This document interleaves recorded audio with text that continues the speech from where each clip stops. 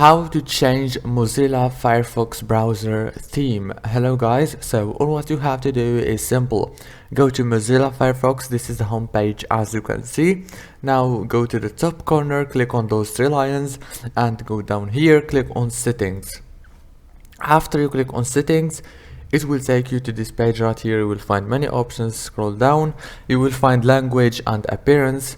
Click here, choose any theme you want. You can also change the colors if you want. As you can see, you can change the fonts and many options here of the appearance.